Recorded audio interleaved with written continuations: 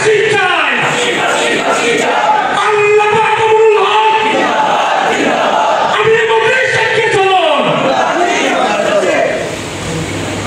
عليكم ورحمة الله.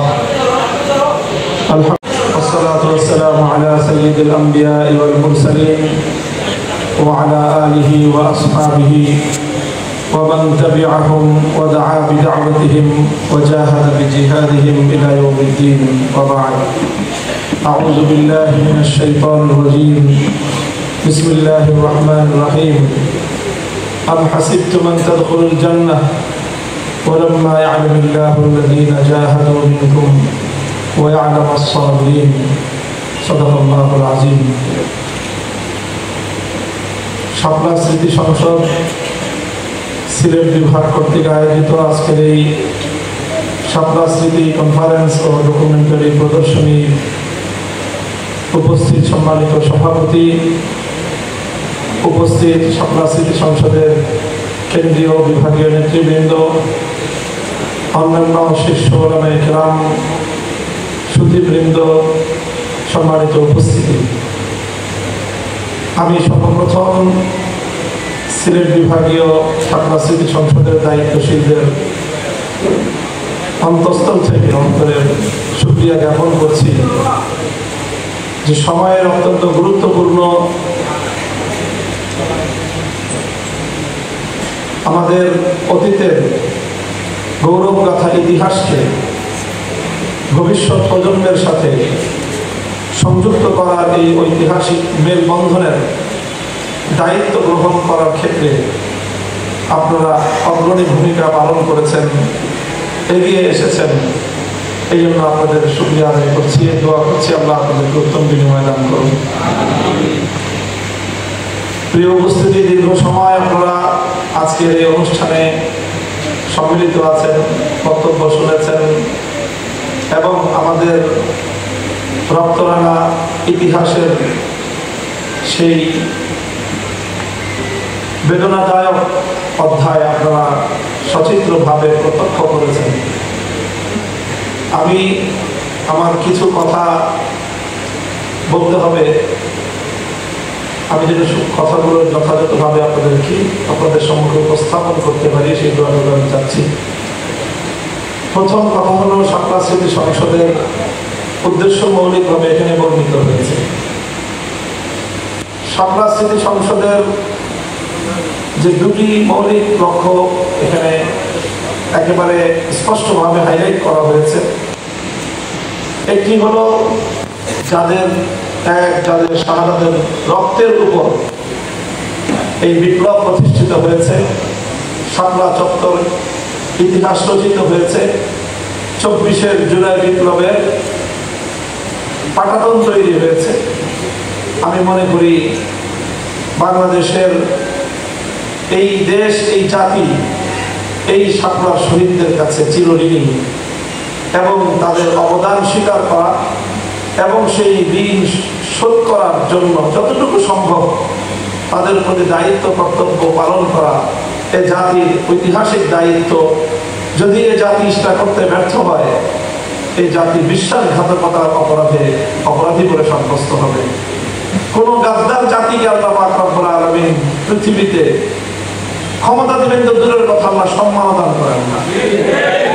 ইতিহাসের এই অন্যতম দায় আমাদের উপর রয়েছে। কাজে এই জন্য শাপলা যে সকল বীর শহীদান, এই সকল শহীদানদের তারা শাহাদাত বরণ করেছেন, তাদের যারা রিলেটিভ রয়েছেন, সন্তান সন্ততি যারা রয়েছেন, বিশেষ করে তাদের প্রতি দায়িত্ব পালন করা আমি মনে করি সেই জায়গা থেকে শাপলা স্মৃতি সংসদের অন্যতম মৌলিক দায়িত্ব। এবং আলহামদুলিল্লাহ তাহদিসান বিন নি'মা আমরা এই কথা বলছি যে আজকে আমাদের দীর্ঘ একটা প্রচেষ্টার ফলাফল হিসেবে বাংলাদেশের স্থানীয় সরকার মন্ত্রণালয়ের পক্ষ থেকে শাপলার শহীদ পরিবারদেরকে একটা রাষ্ট্রীয় উদ্যোগে সহায়তা প্রদান করা হয়েছে। আমি টাকার অঙ্কটাকে এখানে মুখ্য হিসেবে কখনোই বিবেচনা করি না, তবে রাষ্ট্র একটা উদ্যোগ নিল এবং শহীদ হিসাবে তাদের পরিবারগুলোকে যে মর্যাদাটা দিল, এই মর্যাদাটাকে আমি বড় করে দেখতে চাই। এই মর্যাদাটুকু আদায় করার ক্ষেত্রে আলহামদুলিল্লাহ আমাদের নিরলস ভূমিকা ছিল। প্রধান উপদেষ্টা পর্যন্ত বৈঠকে জোরালোভাবে দাবি আমরা উত্থাপন করেছি এবং এরপরে একটা পর্যায়ে গিয়ে পূর্ণ রাষ্ট্রীয় সরকারের সর্বোচ্চ মহল থেকে না হলেও একটা জায়গা থেকে, দায়িত্বশীল একটা মহল থেকে, একটা মন্ত্রণালয় থেকে উদ্যোগ নেওয়া হলো। উদ্যোগটা নেওয়ার এক সপ্তাহের মধ্যে কর্মসূচিটা বাস্তবায়িত হলো। এখানে ৭৮ জন শহীদকে আপনার এই একটা শহীদ পরিবারকে সহায়তা করা হলো। ৭৮টি পরিবারের অথেন্টিক এক একজন দায়িত্বশীলের হাতে এই চেক তুলে দেওয়া হয়েছে।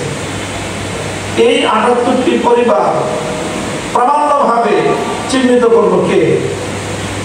৭৮টি পরিবার থেকে ৭৮ জন প্রমাণ সহ তাদের অভিভাবককে আইডেন্টিফাই করলো কে। দিস ইজ শাপলা চত্বর, দিস ইজ শাপলা স্মৃতি সংসদ। আলহামদুলিল্লাহ এটা শাপলা স্মৃতি সংসদের একটা অবদান। আমি কথাটুকু বলছি শাপলা স্মৃতি সংসদের দায়িত্বশীলদেরকে উৎসাহিত করার জন্য যে তাদের এই ছোট্ট ছোট্ট ভূমিকাটুকু আজকে বাংলাদেশের রাষ্ট্রীয় এত বড় একটি আয়োজন করার ক্ষেত্রে গুরুত্বপূর্ণ মুখ্য ভূমিকা পালন করেছে। আমি অত্যন্ত দৃঢ়তার সাথে কথা বলতে পারি, যদি শাপলা স্মৃতি সংসদ এই কাজটুকু করে না রাখতো তাহলে অন্তত এই সরকারের আমলে এই ধরনের একটি উদ্যোগ এত সহজে বাস্তবায়িত হওয়া সম্ভব ছিল। এবং এটার সাথে আমি এটাও যুক্ত করে রাখি, আমাদের তালিকা মোতাবেক আরো 6 জন শহীদ রয়েছেন, যারা আরো 4 জন, 6 জন, আরো 6 জন তালিকা রয়েছেন যারা শাপলার ঘটনা কেন্দ্রিক শাহাদাত বরণ করেছেন, কিন্তু সরকারি মন্ত্রণালয় যেই মানদণ্ডের ভিত্তিতে তাদেরকে মূল্যায়ন করেছে, স্বীকৃতি দিয়েছে, তাদের সেই মানদণ্ডের উত্তীর্ণ না। কিন্তু আমরা মনে করি শাপলা স্মৃতি সংসদ এটা ঘোষণা করেছে যে রাষ্ট্রীয়ভাবে না হলেও আমরা শাপলা স্মৃতি সংসদের পক্ষ থেকে সমপরিমাণ অ্যামাউন্ট প্রত্যেকটি পরিবারকে 10 লক্ষ টাকার এই অ্যামাউন্ট দিয়ে আমরা তাদেরকে সম্মানিত করব হিসাবে। তো এটি হলো একটি বিষয় এবং ইনশাআল্লাহ আমাদের এই উদ্যোগ অব্যাহত রয়েছে। ইতিমধ্যে শহীদনামা নামে যেই স্মারক শাপলা স্মৃতি সংসদ প্রকাশ করেছে, এটি একটা চলমান প্রক্রিয়া। এই শহীদনামার 2য় সংস্করণ এখন একেবারে ছাপা হওয়ার প্রায় দ্বার প্রান্তে। আলহামদুলিল্লাহ এই শহীদনামার মাধ্যমে আমরা হয়তো এর পরবর্তী সংস্করণ প্রকাশ করতে থাকব, আর এর মাধ্যমে আমরা আমাদের এই ইতিহাসের ক্ষণজন্ম এবং ইতিহাসের অন্যতম মাইল ফলক এই বীর শহীদদের জীবনের অজানা অধ্যায়গুলোকে আমরা জাতির সামনে তুলে ধরার এই প্রয়াস ইনশাআল্লাহ আমাদের অব্যাহত থাকবে। তো এই শহীদদেরকে নিয়ে এই কাজটা এটা একদিকে চলতে থাকবে। এটা একটা বড় কাজ, শহীদ পরিবারদের পাশে থাকা, শহীদ পরিবারদেরকে যে সর্বক্ষেত্রে তাদের অভিভাবকত্ব দেয়া, আর সেই সাথে শাপলার চেতনাকে কেন্দ্র করে আমার বিবেচনায় বাংলাদেশের বিগত 50 বছরের ইতিহাসে শাপলা চত্বরের যে ঘটনা, এটি আমাদের যে সাংস্কৃতিক বুনিয়াদ, আমাদের যে সাংস্কৃতিক যুদ্ধ, সেই যুদ্ধকে এই মাটিতে আমাদের অধিকার, আমাদের অস্তিত্ব, আমাদের আইডেন্টিটি, আমাদের পরিচয় সংরক্ষণ করার জন্য শাপলা চত্বরের মতো এরকম ন্যারেটিভ এবং এত চমৎকার একটা উপলক্ষ এটা দ্বিতীয়টি নেই। কাজে এই উপলক্ষকে কোনো সময় কালের কোনো আবর্তনে হারিয়ে যেতে দেওয়া যাবে না। এটাকে জাগ্রত রাখতে হবে এবং এই শাপলা চত্বরের এই শাপলার জাগরণকে কেন্দ্র করে বাংলাদেশের প্রতিটি গ্রাম থেকে, প্রতিটি অঞ্চল থেকে আগামীর মুসা আল হাফিজদেরকে খুঁজে বের করে আনতে হবে। আমরা শাপলা স্মৃতি সংসদ করতেছি রাজনীতি করার জন্য না। আপনারা জানেন রাজনীতি করার জন্য আমাদের মঞ্চের অভাব নেই, কিন্তু শাপলা স্মৃতি সংসদ কেন করেছি? যে আসলে রাজনৈতিক লড়াইটা করতে হলে যদি সাংস্কৃতিক বুনিয়াদ মজবুত না হয় তাহলে কোনোদিনও আমার রাজনৈতিক ন্যারেটিভই দাঁড়াবে না, সংক্রান্ত পরের কথা।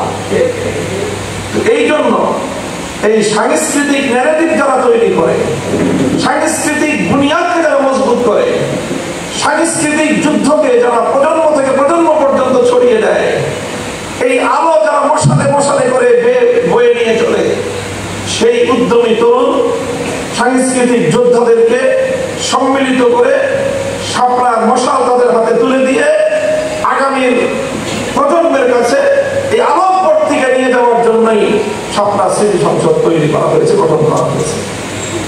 আমি আবারও শুকরিয়া আদায় করছি যে আজকে আমি সিলেট বিভাগের এই মঞ্চে যে তারুণ্যকে আমি দেখতে পাচ্ছি, আমি আল্লাহ পাকের শুকরিয়া আদায় করি যে আমাদের স্বপ্ন কিছুটা হলেও বাস্তবতা রূপ দেখেছে। আল্লাহ পাক এটাকে পূর্ণতা দান করুন। দেখেন, শাপলার এই যুদ্ধটা এটা আমার কাছে খুব গুরুত্বপূর্ণ, এবং আজকে যে আমাদের যে রাজনৈতিক অবস্থান, আমাদের এই রাজনৈতিক অবস্থান গ্রহণ করার পিছনে অনেকে আমাকে খুব সরলভাবে বিশ্লেষণ করেন, অনেকে আমাকে খুব আবেগপ্রবণ একজন মানুষই শুধু মনে করেন। আমার এই আবেগের ভিতরেও আলহামদুলিল্লাহ আমার ভিতরে একজন সচেতন শাইখুল হাদিস সবসময় বিরাজমান থাকেন। শাইখুল হাদিস আল্লামা আজিজুল হক একজন সচেতন। আমার এই চূড়ান্ত আবেগের মুহূর্তেও আমি নিজে অনুভব করি যে আমার হৃদয়ে শাইখুল হাদিস আল্লামা আজিজুল হকের ঘুমন্ত সত্তা জাগ্রত থাকে, এবং সেই জায়গা থেকে শাপলার চেতনায় উজ্জীবিত হয়ে আমি আজকে আমাদের বর্তমান রাজনৈতিক অবস্থান গ্রহণ করেছি। অনেকের কাছে বিষয়টা হয়তো এর সামঞ্জস্যতা খুঁজে পেতে একটু কঠিন মনে হতে পারে যে শাপলা চত্বরকে কেন্দ্র করে আপনি কেন আজকে রাজনৈতিক এই অবস্থান গ্রহণ করলেন। আমি সেই রহস্য আপনাদের সামনে উন্মোচন করি, কেন আমরা এই রাজনৈতিক অবস্থান নিলাম।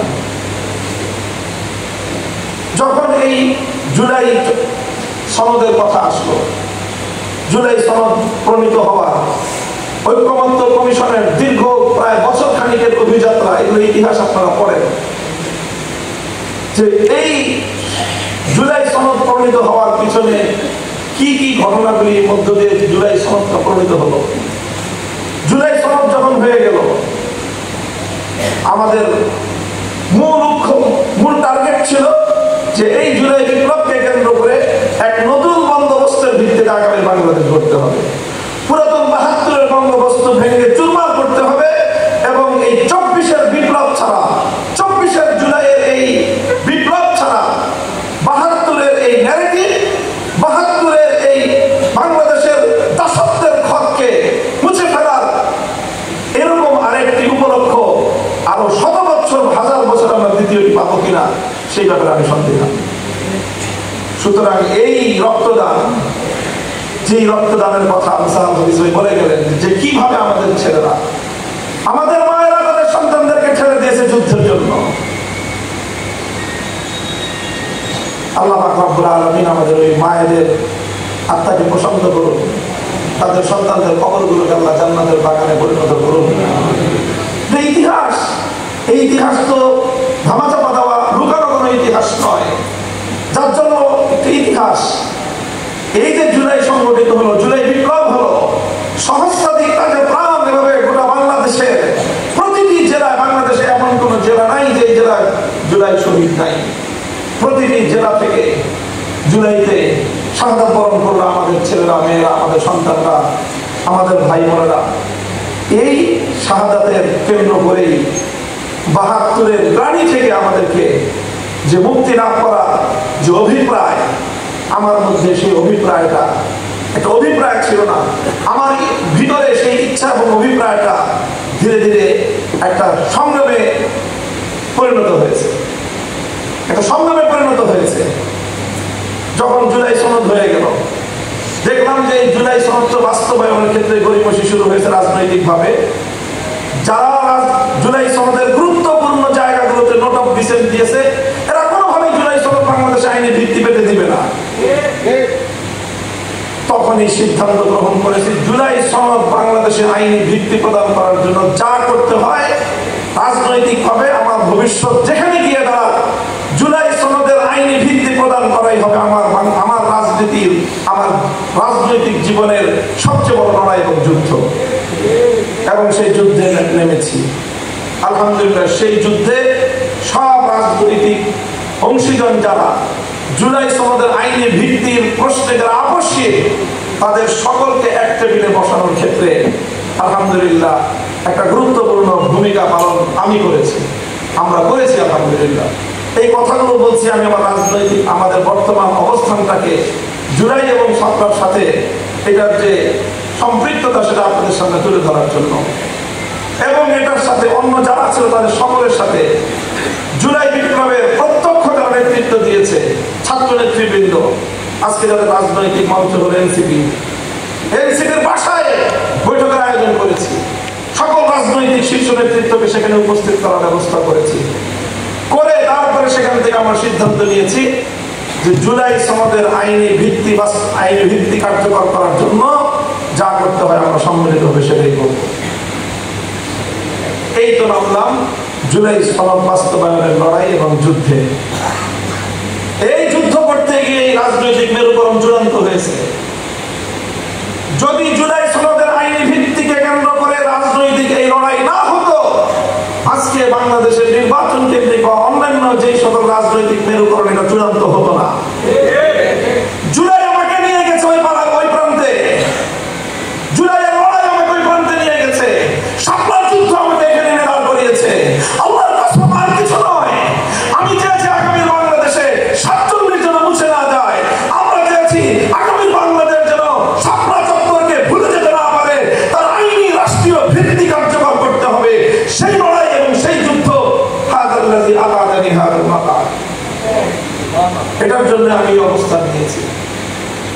কাজেই যারা আমার এই ইঙ্গিতপূর্ণ কথায় বুঝবার চেষ্টা করেন যে কেন আমরা এই রাজনৈতিক অবস্থানে এসেছি, এবং আমি বিশ্বাস করি যে আগামী অনেকের কাছে জুলাই সনদের অনেক বিষয় নিয়ে প্রশ্ন আছে।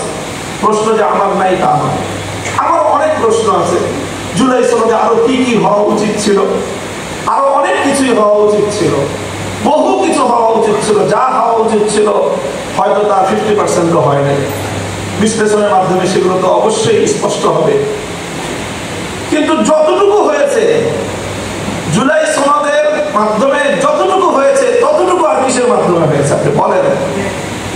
জুলাই সনদ বাদ দিলে যা থাকে সবটাই হলো 72। জুলাই সনদ বাদ দিলে যা থাকে বাকি সবটাই হলো সেকুলারিজম। জুলাই সনদ বাদ দিলে বাকি যা থাকে সবটাই হলো বাকশাল। এই বাকশালের অন্ধকার থেকে, এই 72-এর বন্দোবস্ত থেকে, এই ভারতীয় আধিপত্যবাদ থেকে যদি বাংলাদেশকে মুক্ত করতে হয়, জুলাইয়ের সনদকে আগামীর বাংলাদেশের প্রধান বুনিয়াদ হিসেবে সাব্যস্ত করা ছাড়া বিকল্প কোনো রাস্তা নেই। আপনারা আছেন প্রতীকের লড়াই নিয়ে, আমি আছি গণভোট নিয়ে। আমি শুধু প্রতীকের যুদ্ধে নই, আমার বক্তব্য খুঁজে দেখবেন আপনারা। আমি রিক্সা মার্কের জন্য ততটা ক্যাম্পাস করি না, গণভোটের জন্য যতটা করি। গণভোট জিতলে আমার পার্লামেন্টে যাব না, গণভোট জিতলে আমার রিক্সা প্রতীকের কোনো মেম্বার হবে না, সব জানি। কিন্তু একটা বুঝি, যদি গণভোটে 500 জিতে যায়, জুলাই সনদ বাস্তবায়িত হবে। জুলাই সনদ যদি বাস্তবায়িত হয়, বাংলাদেশের আগামীর রাজনীতির রূপরেখার ক্ষেত্রে 47 অন্যতম মাইল ফলক হিসেবে স্বীকৃতি দেবে। 47 যখন স্বীকৃতি পাবে, তখনই ভারতীয় ন্যারেটিভ বাংলাদেশ থেকে বিদায় নেবে। 47 মানেই হলো বাংলাদেশে ভারতের পরাজয়, 47 মানেই হলো দ্বিজাতি তত্ত্ব, 47 মানেই হলো ইসলামের বাংলাদেশ, 47 মানেই হলো নেজামে ইসলাম, 47 মানেই হলো ইসলামী শাসন ব্যবস্থা। 47 বাস্তবায়িত হবে। 2013 সালের শাপলা চত্বরের রাষ্ট্রীয় স্বীকৃতি হবে জুলাই সনদের আইনি ভিত্তির মাধ্যমে। এগুলো আমাদের প্রধান প্রশ্ন। অনেকে মনে করেন যে আমরা শুধু বড় বড় কথা বলি। রক্ত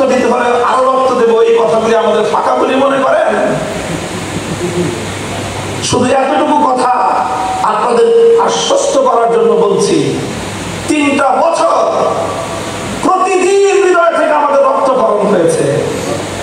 আমার অন্য সকল সহযোদ্ধা যারা কারারুদ্ধ হয়েছিল, আমি যে পরিস্থিতিতে 3 বছর কারাগারে বন্দী ছিলাম, আমার একদিনের কষ্ট আমার সকল সাথীদের 3 বছরের কষ্টের মধ্যে যদি তুলনা করা হয়, ওয়াল্লাহ আমার একদিনের কষ্ট অন্য সকল সাথীদের 3 বছরের কষ্টের চেয়ে বেশি ছিল। আমার কেন বেশি ছিল? কারণ শেখ হাসিনা শুধু আমাকে শারীরিকভাবে হত্যা করতে চায়নি, আমার অস্তিত্ব, আমার বংশীয় গৌরব, বাংলাদেশের আলেম সমাজের ইতিহাস, ঐতিহ্য, মর্যাদা সব মামুনুল হকের নামের মাধ্যমে এই মাটিতে দাফন করতে চেয়েছিল। আপনারা কি মনে করেন সেগুলো আমি বুঝতাম না? সেগুলো আমি বুঝতাম না? আমাকে যখন এক একদিন কারাগার থেকে কোর্টের চত্বরে নিয়ে যাওয়া হতো, এক একটা দিনের কথা বলছি, কারাগার থেকে যখন কোর্টে নিয়ে যাওয়া হতো, নারায়ণগঞ্জের কোর্টে, একটা কোরবানির সময় একটা পশুকে যেখানে বাধা হয় সেখান থেকে ধরে নিয়ে যখন জবাই করার জন্য নিয়ে যাওয়া হয়, পশুটা উপলব্ধি করতে পারে যদি যে আমাকে জবাই করতে নিয়ে যাওয়া হচ্ছে, সেই পশুটার যে উপলব্ধি হবে, খোদার কসম খেয়ে বলে আমি একজন হাসাস মানব প্রাণী, একটা পশুর মতো কোনো অবচেতন কোনো প্রাণী তো আমি নই, কিন্তু মানুষ একজন। প্রতিটা কোর্টের ডেটে মনে হতো যে আমাকে আমার ঘর থেকে আমার মাসবাহের দিকে নিয়ে যাওয়া হচ্ছে, চূড়ান্ত অপমান আমাকে করা হতো, চূড়ান্ত লাঞ্ছিত আমাকে করা হতো, যার চেয়ে বেশি লাঞ্ছনা এবং অপমান আর হতে পারে না। হযরত আয়েশা সিদ্দিকা রাদিয়াল্লাহু তাআলা আনহা ইফকের ঘটনায় 1 মাস যে কষ্ট ভোগ করেছেন, আমি সেই কষ্ট 3 বছর বহন করেছি। আয়েশা রাদিয়াল্লাহু আনহাকে সাথে কোনোভাবে তুলনা করছি না, প্রশ্নই আসে না, আলাইয়াযুবিল্লাহ উনি কোথায়, আমি কোথায়, বা আমরা কোথায়। কিন্তু কথা হলো যে এই যুগের একজন সাধারণ ইমানদার হিসেবে আম্মা জান আয়েশা সিদ্দিকা রাদিয়াল্লাহু তাআলা আনহার মাকামের তুলনায় যত ব্যবধান, পরীক্ষা, ইবতিলা এবং ষড়যন্ত্র, আব্দুল্লাহ ইবনে উবাই ইবনে সালুলদের নেতৃত্বে পরিচালিত ষড়যন্ত্র, এটা এই যুগের জন্য সেই পর্যায়ে গিয়েছিল। সেই পর্যায়ে আয়েশা সিদ্দিকা রাদিয়াল্লাহু আনহাকে আক্রান্ত করে নবী মুহাম্মদুর রাসূলুল্লাহ সাল্লাল্লাহু আলাইহি ওয়াসাল্লামকে ঘায়েল করার চেষ্টা করা হয়েছিল। এই যুগে আমার সৌভাগ্য, এটা আমি বলবো যে আমাকে কেন্দ্র করে আলেম সমাজকে কলঙ্কিত করার চেষ্টা করা হয়েছিল। আল্লাহ পাক হযরত আয়েশা সিদ্দিকার বারাত জাহির করেছেন। ওই যুগে ওহীর দুয়ার ছিল, আল্লাহ পাক ওহীর মাধ্যমে আয়েশা সিদ্দিকার মাকাম অনুযায়ী করেছেন। এই যুগে আমার মতো একজন না কিছু ঈমান এবং আমল ব্যক্তির জন্য আল্লাহ পাক যতটুকু করেছেন, আমি মনে করি এটা আমার অবস্থান থেকে আল্লাহ অনেক বড় রহমত এবং নিয়ামত ছিল। এত সহজ মনে করেন না, আমরা এগুলো বুঝে বুঝে এই সমস্ত পরিস্থিতির সম্মুখীন হয়েছি। যারা মনে করেন যে শুধু আবেগে কথা বলি, মাপ চাই আপনাদের কাছে, এতটা বোকা আমাদেরকে মনে করেন না যে না বুঝে কথা বলি। যখন কথা বলি, যখন ভাস্কর্যের বিরুদ্ধে কথা বলেছি, বুঝেই বলেছিলাম, পরিণাম জানতাম এই ভাস্কর্যের বিরুদ্ধে কথা বললে কি পরিণাম আমার হতে পারে। আমার মতো অনেকেই ভাস্কর্যের বিরুদ্ধে 2টা কথা বলার পরে হুমকিতে তারা সবাই নীরব হয়ে গিয়েছিল। ইতিহাস পড়ে দেখেন 2021 সালে, খুঁজে দেখেন, আমরা নীরব হই নাই।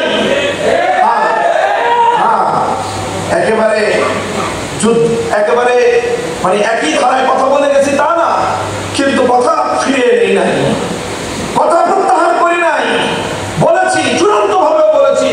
আল্লাহ আমাদেরকে সক্ষমতা দিলে সর্বপ্রথম মুহূর্তে সকল ভাস্কর্য ভেঙে গুড়িয়ে দিব, সাংবাদিক সম্মেলন করে 2021 সালে আমি ঘোষণা দিয়েছি। এগুলোরই পরিণাম ছিল, এগুলোরই পরিণাম ছিল। আর আপনারা তখন মজা লুটেছেন, এখনো মজা লুটেন। মনে রাখবেন, আয়েশা রাদিয়াল্লাহু আনহার এই ঘটনাকে কেন্দ্র করে উম্মতের একদল এখনো পর্যন্ত তারা মজা লুটে, তাদেরকে শিয়া বলা হয়।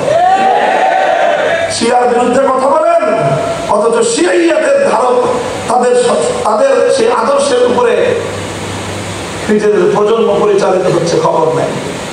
আল্লাহ পাক হেফাজত করেন। আমি বলছি যে এই কথাটা, সেই কথাটা হলো এই যে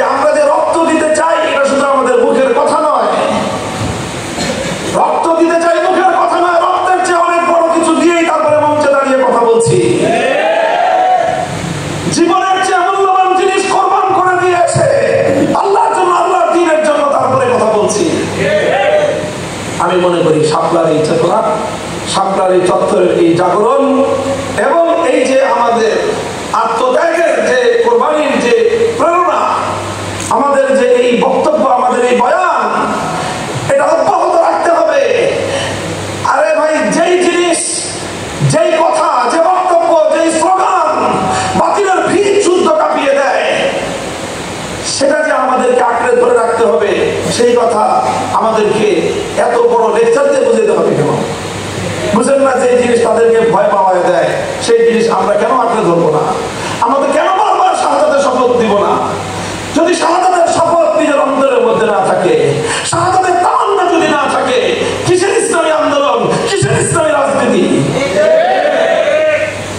মোহতারাম হাজিরিন, আমি আর কথা দীর্ঘায়িত করছি না। আমার মূল কথাটা হলো এই শাপলাকে কেন্দ্র করে জুলাই থেকে নিয়ে জুলাই সনদ এবং জুলাই সনদের আইনি ভিত্তি বাস্তবায়ন, আগামী বাংলাদেশ থেকে ৭২-এর বাকশালী ব্যবস্থাপনা, ভারতীয় দালালি, ভারতীয় আধিপত্যবাদের শেকড় শুদ্ধ এই মাটি থেকে উঠতে ফেলতে হবে। এবং আমরা এটা করবো ইনশাল্লাহ, এবং আমরা এটা করতে পারবো ইনশাল্লাহ। কারণ একটাই, তারা অনেক বড় শক্তি হতে পারে, তারা অনেক বিশাল পাওয়ারের মালিক হতে পারে, কিন্তু আমাদের কাছে একটা জিনিসই আছে, সেটা হলো এই আল্লাহর দ্বীনের জন্য আত্ম উৎসর্গ করার মতো আমাদের মধ্যে প্রেরণা আছে। এটা তাদের মধ্যে নাই। এই একটা জিনিসই তাদের সকল শক্তির মোকাবেলায় আমাদেরকে দাঁড় করায় দিতে পারে। এই জন্য খবরদার নওজওয়ান তবকা, এই শাহাদাতের তামান্না, এই রক্ত দেওয়ার জজবা, এটা যদি আমরা হারিয়ে বসি, এই জমিনে গোলামি করার জন্য আমাদেরকে খুঁজে পাওয়া যাবে না। আমাদেরকে এইভাবেই সচেতন থাকতে হবে। আমি আর কথা দীর্ঘায়িত করছি না। যদি আবেগে কোনো কথা বেশি বলে ফেলতে থাকি, সেটার জন্য আমি দুঃখ প্রকাশ করছি। আমি যেটা বলছি, কথা আমার শেষ। শাপলা স্মৃতি সংসদ এটা এইরকম একটা সাংস্কৃতিক যুদ্ধ পরিচালনা করার জন্য আগামী বাংলাদেশ থেকে আমাদের যারা আগামী দিনে যে আমাদের রাজনৈতিক যুদ্ধের পাটাতন তৈরি করবে, যারা সেই সাংস্কৃতিক যোদ্ধা তৈরি করার জন্য আমাদের তৃণমূল থেকে সেই সম্ভাবনাময় মুখগুলোকে তাদেরকে তুলে আনা এবং তাদেরকে কাজের একটা প্ল্যাটফর্ম তৈরি করে দেওয়া, এটার জন্য এই শাপলা স্মৃতি সংসদ। আল্লাহ পাক রব্বুল আলামিন শাপলা স্মৃতি সংসদের কেন্দ্রীয় পর্যায়ের বাইরে আজ প্রথম সিলেট বিভাগীয় এই শাপলা স্মৃতি কনফারেন্সকে আল্লাহ কবুল করেন। যারা এখানে অংশগ্রহণ করেছেন, আপনারা নিজেরা এখানে ভূমিকা রেখেছেন, আজকের প্রোগ্রামকে, কনফারেন্সকে সাফল্যমণ্ডিত করার জন্য আপনাদের এই অবদানেরও আমরা সস্তব্ধ চিত্তে শুকরিয়া আদায় করছি। আল্লাহ রাব্বুল আলামিন আপনাদের সকলকে উত্তম বিনিময়ে জাযায়ে খায়র নসিব করেন। শাপলা স্মৃতি সংসদের যারা পরিচালনা পরিষদ সদস্যবৃন্দ আছেন, তাদের প্রতি আমার অনুরোধ থাকবে যে আপনারা আরো বেশি শাপলা স্মৃতি সংসদের মধ্যে আপনাদের মেধা, আপনাদের মনোযোগ আরো বেশি নিবদ্ধ করেন।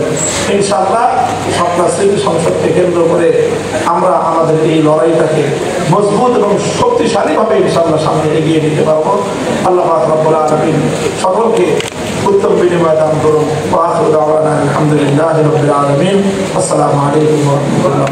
সুবহানাল্লাহি ওয়া বিহামদিহি, সুবহানাকাল্লাহুম্মা ওয়া বিহামদিক, আশহাদু আন লা ইলাহা ইল্লা আনতা, আস্তাগফিরুকা ওয়া আতুবু ইলাইক। ইয়া হাইয়্যু ইয়া কাইয়্যুম বিরহমাতিকা নাস্তাগীথ, আসলিহ লানা শা'নানা কুল্লাহ ওয়া লা তাকিলনা ইলা আনফুসিনা তারফাতা আইন। اللهم إنا نسألك فعل الخيرات وترك المنكرات وحب المساكين وأن تغفر لنا وترحمنا أجمعين। إله العالمين رب العالمين আজকে কনফারেন্সকে আপনি কবুল করে নিন। আল্লাহ যারা উদ্যোগ নিয়ে এটা সাফল্যমণ্ডিত করবেন, তাদেরকে আপনি জাযায়ে খায়র দান করেন। আল্লাহ যে সকল ভাইয়েরা, আমাদের যে সকল সন্তানেরা আল্লাহ এখানে অংশগ্রহণ করে আজকের এই উদ্যোগকে উৎসাহিত করেছে, আল্লাহ তাদেরকে আপনি সাহায্য করুন, তাদের দ্বারা আপনি দ্বীনের খেদমত কবুল ফরমান। ইলাহুল আলামিন শাপলার সকল শহীদান, দ্বীনের জন্য, ইসলামের জন্য, আল্লাহ সত্যের জন্য যারা জীবন দিয়েছেন, সকল শহীদানদের আল্লাহ জান্নাতুল ফিরদাউসের মধ্যে দরজা বুলন্দ করেন। আল্লাহ তাদের পরিবার পরিজনদেরকে উত্তম জাযা দুনিয়া এবং আখিরাতে দান করেন। তাদেরকে সান্ত্বনা এবং আল্লাহ তাদেরকে উত্তম বিনিময় আপনি দুনিয়াতে এবং আখিরাতে নসিব ফরমান। ربنا تقبل منا إنك أنت السميع العليم سبحان ربك رب العزة عما يصفون وسلام على المرسلين والحمد لله رب العالمين.